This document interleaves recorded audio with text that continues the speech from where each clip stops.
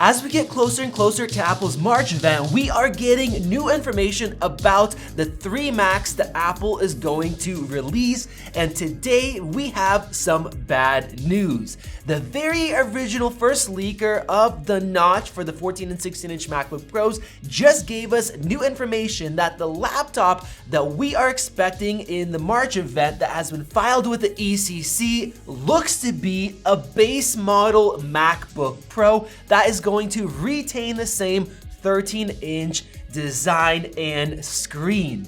Now, personally, we here at MaxTech have 3 issues with this leak, but it could be correct. And then we also have 3 possible scenarios on why and how Apple would decide to stick with this machine. But first, let's go ahead and take a look at this leak from somebody that is close with Apple's supply chain. They are saying that we are going to get the M2 processor, which is kind of what we are expecting. That's the most likely scenario. But this machine will have the same exact display, the same size, everything identical, including the touch bar. Yes, the touch bar. And the only change is going to be that it will have the M2 chip. Now, with that M2 chip, that will be an upgrade, and that will help this MacBook still sell, along with the lower price, of course, compared to the 14 and 16-inch MacBooks. As you guys know, we have not been recommending anybody to buy the M1 MacBook Pro just because the MacBook Air is such a nice device for $300 less MSRP and actually an even greater discount once you factor in the amazing prices on Amazon that we have seen as low as $850. Now, yes, this MacBook Pro does have a fan, does have a little bit more performance, especially under extended loads, but we did not think that the extra was worth it. And because of that, I think this is probably the worst selling laptop right now. So if Apple goes ahead and upgrades that processor, they are not only going to increase the performance of the CPU just by a little bit, they will also increase the efficiency, the battery life will be even better, but the graphics is going to jump all the way to maybe a 9 and a 10 core configuration instead of the 7 and 8 core options that they have right now with that M1 chip. So this is going to have a little bit more graphics performance, and it definitely is going to help out there. Now, even though this is a possibility, our first issue is that Apple is putting a brand new chip into a very old design that doesn't really match up with what their future is holding, right? We have MagSafe now, we have more ports, we have no touch bars. They gave us a full-size keyboard in the 14 and 16-inch MacBook Pros with large function keys.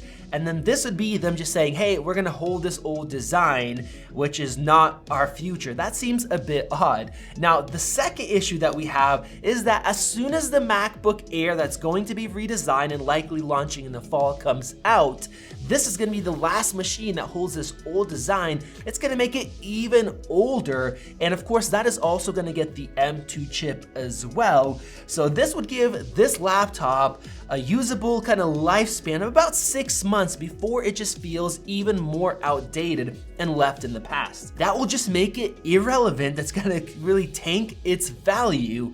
And it's just kind of an odd decision. Now, the third issue that we have with it is that if Apple does keep this old design, they are not going to be able to raise the price point from its current base $1299 up to say $1399 or $1499, which is what we expected if they will go ahead and use the 14-inch chassis and then maybe remove some of the options. We've seen lately when Apple has released their new MacBooks, they've raised the price. When they released the iMacs, they also raised the price, and they're adding new features, they're making them nicer, but in general, prices are going up, and Apple definitely cannot release the same MacBook with just a new chip and raise the price more so, and that also will affect the redesigned MacBook Air that's going to come out in the fall, because if this machine is still priced at $1299, it'll be tough for them to price the new MacBook much higher than this, or even the same price. It has always been lower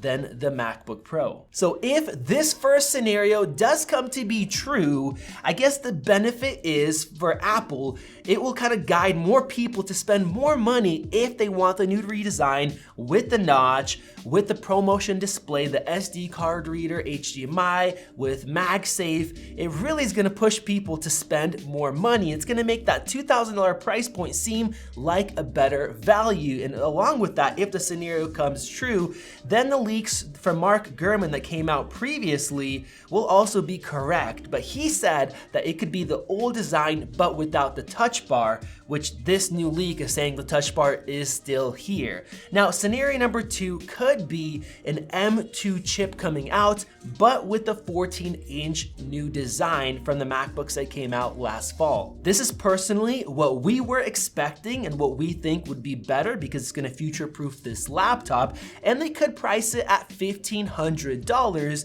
and remove some of the features that come with the $2,000 14-inch MacBook Pro. It would be very similar to that, but it would come with slower SSDs, so instead of up to 7,400 megabit per second, it will stick with the standard kind of 3,000 megabyte per second range. It's gonna have slower RAM. It's gonna come with less RAM, instead of 16 gig down to 8. Also half the SSD, 256 gigabyte to start. And it would also likely come with worse speakers compared to the 6-speaker setup. If we look into the past, this is exactly what happened with the base MacBook Pro. It would look very similar spec-wise, but when we actually did tests, the SSD would be slower, some other components would be slower, and even though speakers weren't advertised, they were significantly worse sounding than the higher end model. So you did get the extra when you paid for it. And with the previous 13-inch MacBook Pros, once you upgraded to 256 gigabyte and 16 gigs of RAM from the base model, you were only $100 away from the higher end for Thunderbolt port model. And in this scenario, if they do price at $1,500, that will result to the same exact kind of layout that they have done for many years. Now, the third scenario could be that it will be very similar to the one I just talked about, but they could also take away some of the ports. For example, they could take away the HDMI, they could take away the SD card reader, and take away one of the Thunderbolt ports, so leave that side clean.